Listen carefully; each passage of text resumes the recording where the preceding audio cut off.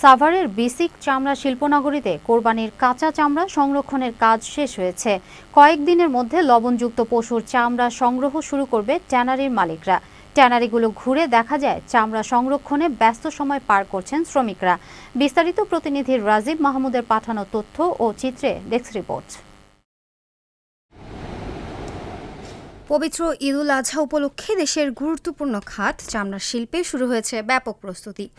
সাভারের চামড়া শিল্পনগরী এখন কর্মচাঞ্চল্যে ভরপুর। এবছর ঈদে প্রায় ৮০ থেকে ৯০ লাখ পশুর চামড়া সংগ্রহের লক্ষ্যমাত্রা নির্ধারণ করা হয়েছে।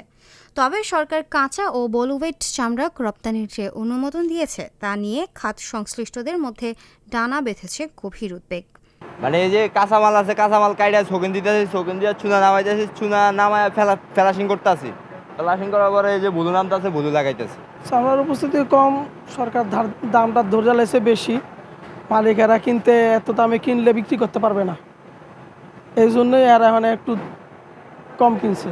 শুনছি আমরা যে সরকার নাকি চামড়ার দাম বাড়াই দিচ্ছে, এই জন্য ভিতরে চামড়া ঢুকতে পারে না, বেশি কম ঢুকছে। এই জন্য বাইরেও দেখতে আসি টিভিতে যে বিভিন্ন জায়গাতে চামড়া ফালাই দিছে, এই কারণে দাম বাড়ার কারণে। ট্যানারি মালিকরা বলছে কাঁচা চামড়া কেনা বেচা শেষ হয়েছে, এখন সংগ্রহ করা হবে লবণযুক্ত চামড়া। সরকার যে দাম নির্ধারণ করে দিয়েছে দরেই সংগ্রহ করা হবে, কিন্তু সিইটিপি ও বজ্র ব্যবস্থাপনা সম্পূর্ণ না হলে রপ্তানির মান বজায় রাখা কঠিন হয়ে পড়বে বলে জানান তারা। সরকার হয়তো মনে করতেছে যে যেহেতু আমরা চামড়া এখনো ভালো দাম পাচ্ছি না, এটার জন্যে সরকার এই ওয়েটগুলো এবং কাঁচা আপনার রপ্তানিটা ওপেন করছে।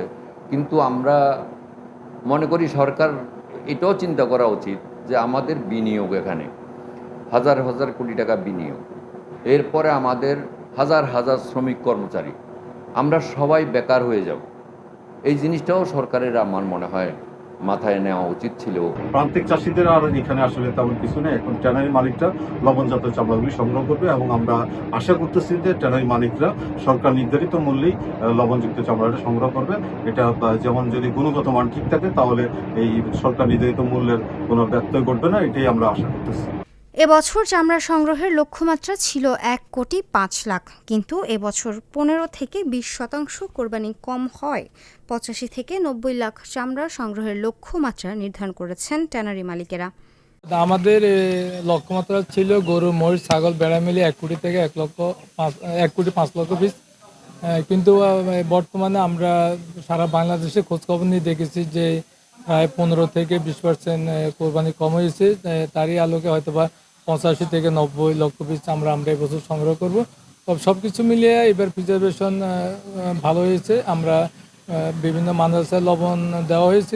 মোটামুটি মাদ্রাসাগুলা এই পর্যন্ত যতটুকু খবর পেয়েছি বেশিরভাগ মাদ্রাসায় তারা লবণ দিয়ে চামড়া সংরক্ষণ করেছে। এখন কতটুকু করেছে আমরা যখন চামড়া সংগ্রহ করব তখন আমরা আসলে বুঝতে পারবো কতটুকু গুণগত মান কতটুকু রক্ষা করেছে।